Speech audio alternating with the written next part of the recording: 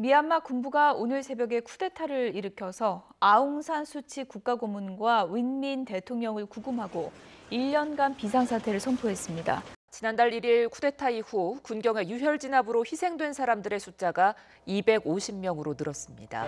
2021년 2월 1일 미얀마에서 군부 쿠데타가 일어났다. 군부 쿠데타를 반대하는 시위대에 대한 무차별적 진압으로 유혈 사태가 계속되고 있다. 이번 미얀마의 군부 쿠데타는 1962년과 1988년에 이어 세 번째다. 미얀마 군부 쿠데타가 왜 반복되는지 알기 위해서는 먼저 미얀마의 역사를 알아야 한다. 미얀마 일부에서는 영국 식민에서의 독립과 아웅산의 죽음 등 과거 역사에 대해 들어본다. 전쟁 없는 세상을 꿈꾸기에 전쟁을 공부합니다. 안녕하세요. 뉴스멘터리 전쟁과 사람 허준입니다. 안녕하세요. 강민지입니다. 요즘 뉴스를 볼 때마다 마음이 많이 아픕니다. 미얀마의 군부 쿠데타 그리고 그 쿠데타를 반대하는 시민들의 시위. 여기에서 많은 시민들이 피를 흘리고 있습니다. 네, 맞습니다. 하루빨리 이 문제들이 평화적으로 해결되기를 바라는 마음인데요. 그래서 오늘은 영국과 일본의 식민지에서 독립했던 미얀마 얘기부터 이 미얀마 민족 간의 분쟁까지 얘기 나눠보겠습니다. 먼저 임영환 소장님, 태상호 기자님 모셔보겠습니다. 안녕하세요. 안녕하세요.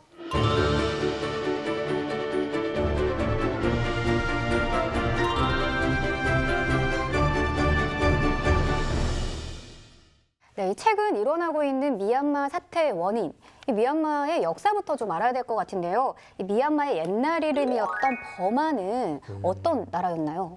버마는 사실 은둔의 국가여가지고 세계적으로도 이 정보가 굉장히 부족한 나라입니다. 근데 왕조 시대 버마는 불교가 강한 나라였어요. 그러니까 왕이 불교 신앙을 책임진다라고 할 정도로 불교가 강한 나라였고 초등 교육을 사원에서 승려들이 다 담당했다고 그래요. 사실 동남아 국가 중에서는 그래도 잘 사는 편이었다고 그래요. 왜냐면 버마의 주 생산물이 쌀입니다. 그래서 한때는 쌀 수출은 거의 세계적인 수준 국가였죠. 그 외에는 특별한 자원이 없어가지고 1880년대에 영국 버마 전쟁이 벌어지는데 그 전쟁에 패배하면서 영국의 식민지가 됩니다. 그 벵갈 지역을 달라고 겁도 없이 덤벼갔다가 영국한테 그 뒤로 이제 잔혹한 이제 피해는 있긴 했지만 그러니까 덤비기 먼저 덤볐어요. 그래서 식민지가 되고 나니까 사실은 그렇게 이렇게 중요한 땅은 아니었습니다. 영국 식민지 당시에도 버마는 계속 독립은 꿈꿨던 거죠? 네, 근데 이 독립에서 이제 문제가 복잡해지는데 버마 때도 그렇고 이제 미얀마라고 국명을 바꾼 뒤에도 우리는 그냥 버마, 미얀마 그러는데 사실은 연방공화국이에요.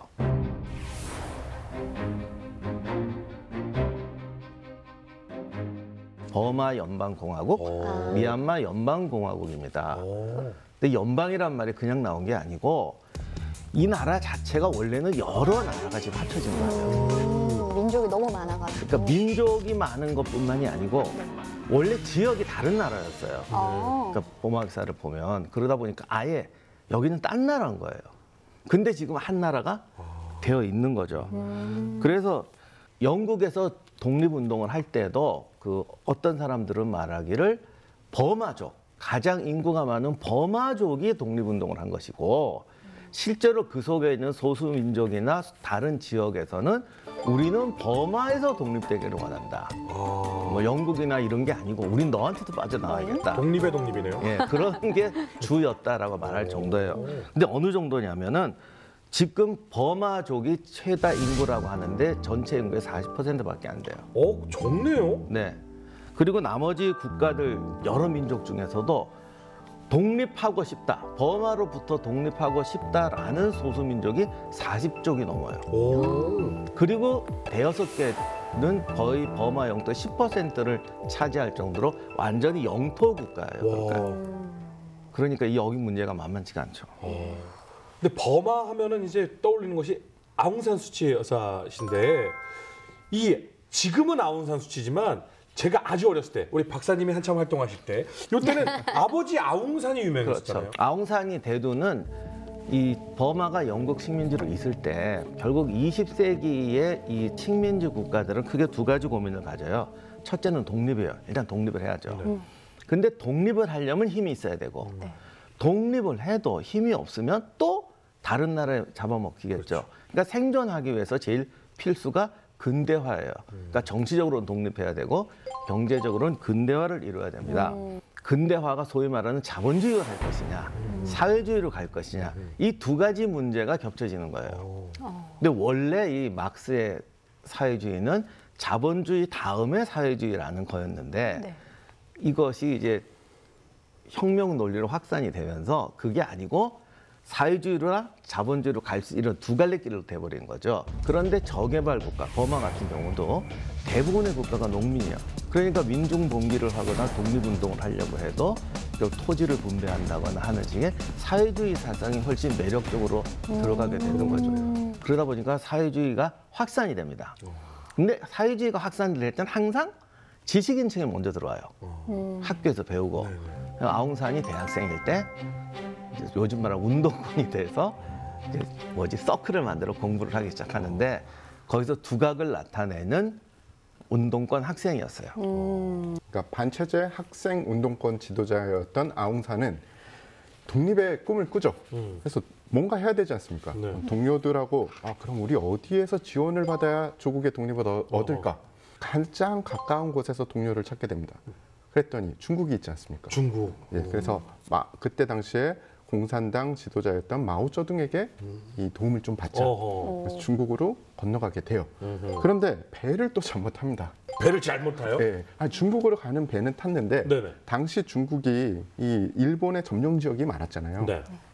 하필이면 배를 타서 일본 점령 지역 아닌 곳으로 가야 되는데 일본 점령 지역인 곳으로 가요. 어허. 이 푸첸성 샤먼에 도착을 하는데 네. 샤먼은 되게 잘 알려진 중국의 항구 도시죠. 네. 근데 앞불사 일본에 벌써 점령된 곳이었어요. 어허. 그래서 이 일행들이 도착하니까 일본군들이 보기에 야 이게 호박이 넝굴채로 둘러왔네.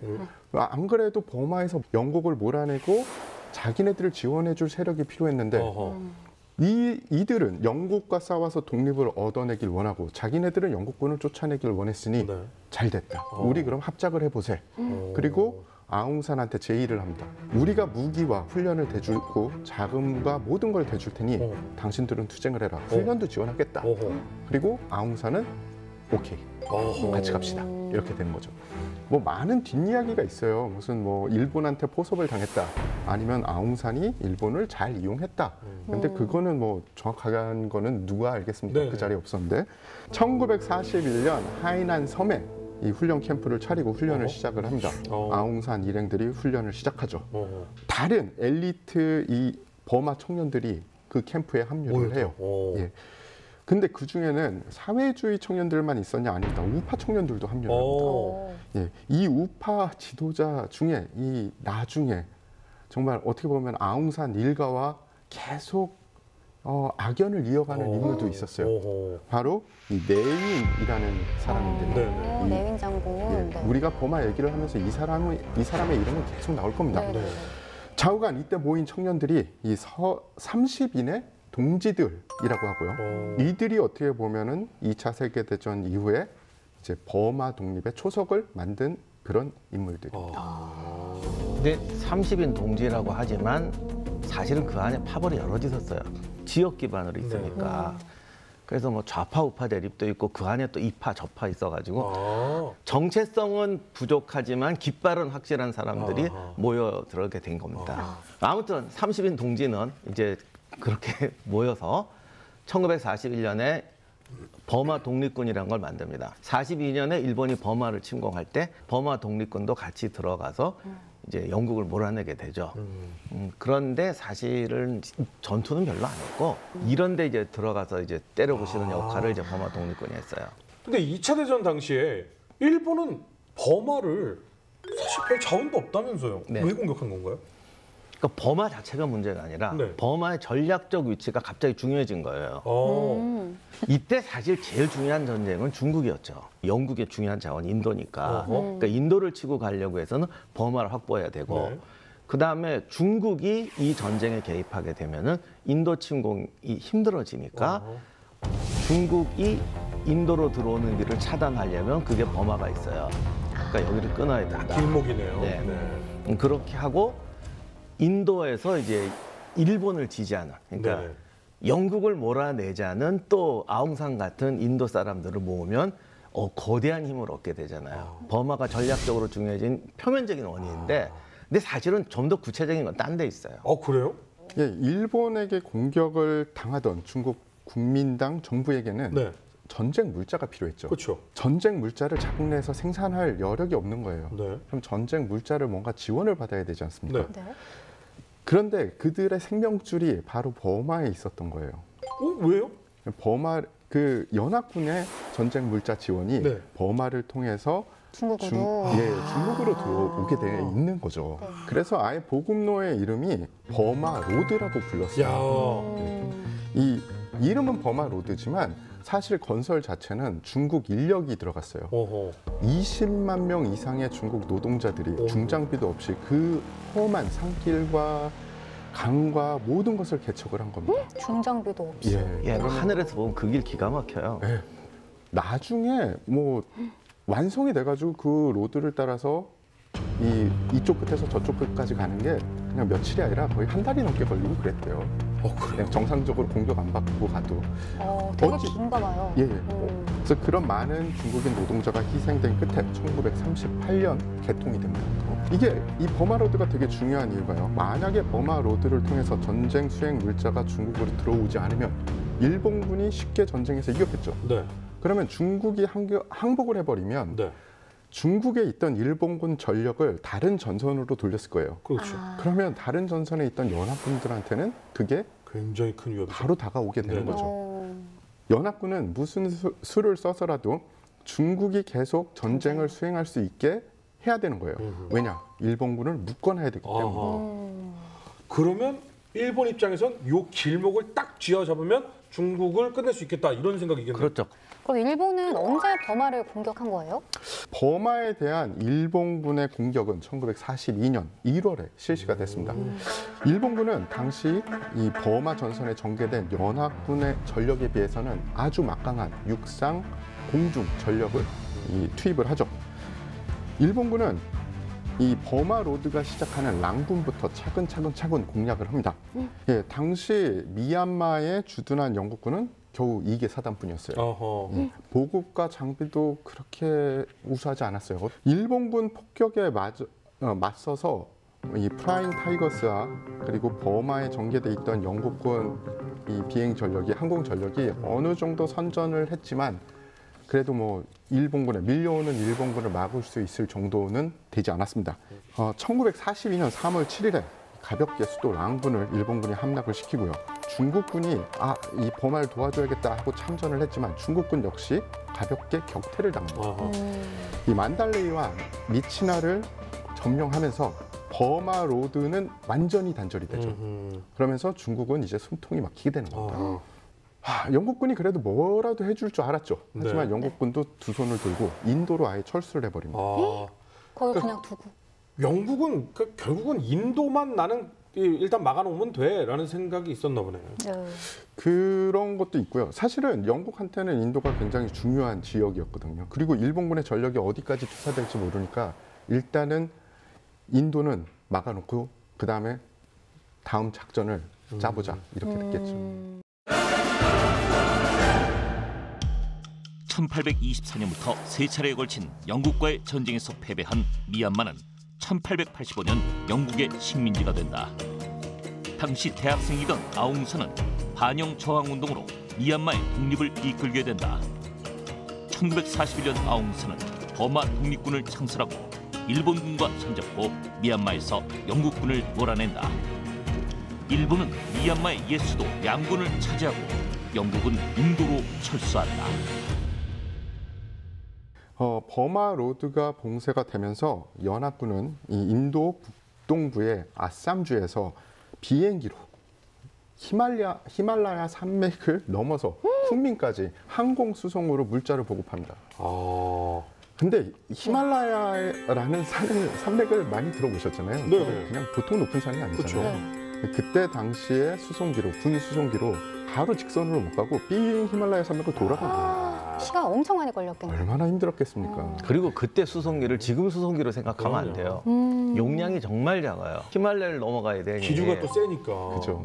산의 고지대니까 이게 이 히말라야를 통과하는 걸로 이들의 고난이 끝난 게 아닙니다. 어허. 이 버마 자체 지형 자체가 일반적이지 않거든요. 이 겨우겨우 히말라야를 뚫고 와도 이제 안개 지역을 이 거쳐야 돼요. 네. 그리고 산 역시 안개만 있으면 되는데 버마에 있는 산이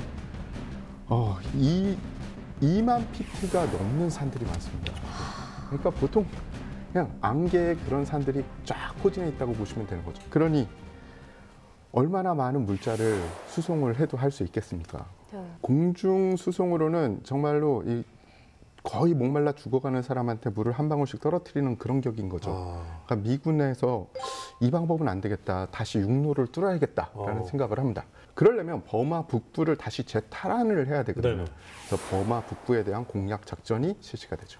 물론 버마가 길목으로 굉장히 중요한 요충지였음에는 분명합니다만 그렇게 치열하지는 않았던 것 같다는 생각이 드는데 왜 최악의 전쟁터라는 별명이 붙었나요?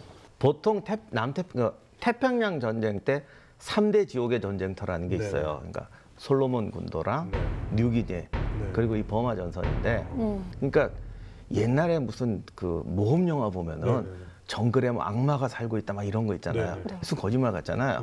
근데 진짜 가면 죽어요. 빠져서가 아니고 동물 시체나 이런 게 쌓여 있거든. 그런 데를 푹 밟으면 가스가 올라오는 거예요. 그럼 그대로 질식해서 쓰러져요.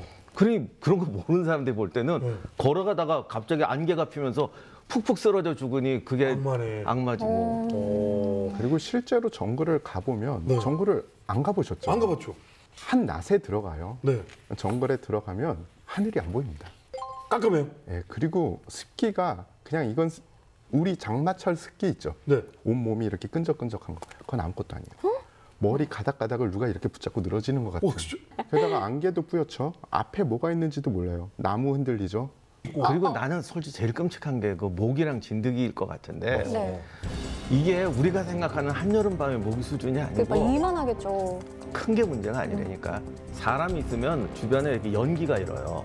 막 수억 마리가 달려드는 그냥 뽀얗게 와. 사람을 감고 다녀요. 진짜. 한국에서는 여름에 이렇게 모기가 성행할 때 모기한테 물린 줄 알고 모기를 쫓잖아요. 네네네. 거기서는 모기한테 언제 물렸는지 몰라요. 왜냐면 그렇게 많아요. 너무 많이 물리면 무감각해진다. 그냥 새카맣게 덤벼서 온 피부를 다 물어버리니까. 병 안 나나? 근데 쇼크로 진짜 지우개. 진짜 이렇게 쓰러져 죽는 사람도 있다고 그러더라고. 그러면 이게 전쟁이 치열한 게 아니라 전쟁터가 엄청나게 네네. 치열했어. 그렇죠. 아까 박사님이 얘기한 총을 맞아서 전사한 사람보다 그냥 가다가 사망한 사람이 많다. 어느 정도나 피해가 있었나요? 말라리아부터 시작해서 비전투 손실이 10배가 넘어요. 10배요? 예, 어느 전쟁이나 전투 손실보다는 비전투 손실이 많은데 여기는 비전투 손실이 10배가 넘고 한 번 전투하고 나면은 신체 검사하면 다 전투 불능. 정말 너무너무 힘든 환경에서 이제 서로 패배를 하면 안 되는 그런 전투를 하고 있는 건데 그럼 연합군의 반격은 어떻게 진행이 되나요? 반격이 시작되는데 그러니까 미군은 스티렐이 지휘하는 미군과 중국 장개석 군대에서 뽑아낸 중국과의 연합군.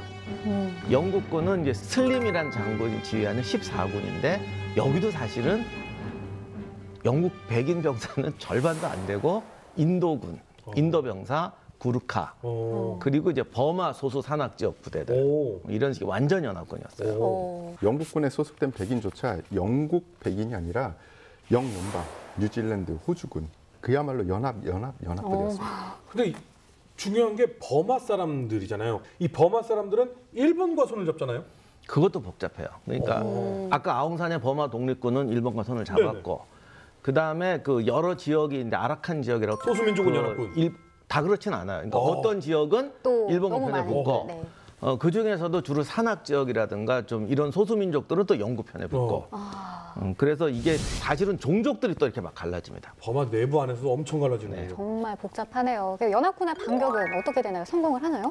결국은 이제 연합군이 밀고 들어가죠. 그래서 1945년 1월이 되면은 그 버마 공로를 탈환을 하고 만달레이와 랑곤을 탈환하는 이제 마지막 전투를 앞두게 됩니다. 또 이렇게 되니까 일본군도 전열을 재정비해서 기무라 효타로라는 장군이 이제 새로 부임하는데 그래서 이제 드디어 이제 마지막 공세가 시작되는 거죠. 이때 그러면 그 연합군의 위세는 어느 정도였나요? 이때는 사실은 병력은 어떻게 보면 비슷했고요. 어허. 근데 이제 일본군이 수세에 몰리니까 1차 방어선을 돌파를 하고 이제 1945년 3월 20일에 만달레이라는 곳을 함락합니다. 이렇게 되면 이제 랑구만 남아요. 바로 요 시점에서 아웅산과 슬림이 만나게 됩니다. 야, 이야기의 시작 아웅산이 드디어 연합군을 만났군요. 그렇죠. 그 아웅산이라는 버마 독립군 지도자가 생각이 바뀐 것 같다. 바로 쏴서 아웅산이 즉사하게. 독재로 탄압을 하면은 어딘가 뻥 터지게 돼 있죠. 기관단총 들고 들어오니까 4명이 찌프 타고 들어와서 이런 테러를 저질렀다. 정권을 잡기 위해서가 아니라 니네는 어차피 아무것도 못해 우리 없으면. 미얀마 사태는 정말 복잡하거든요. 미얀마 군부 쿠데타 그리고 반대하는 시위대. 뉴스멘터리 전쟁과 사람. 미얀마 2부. 미얀마 군부 쿠데타 왜 반복되나? 많은 시청 바랍니다.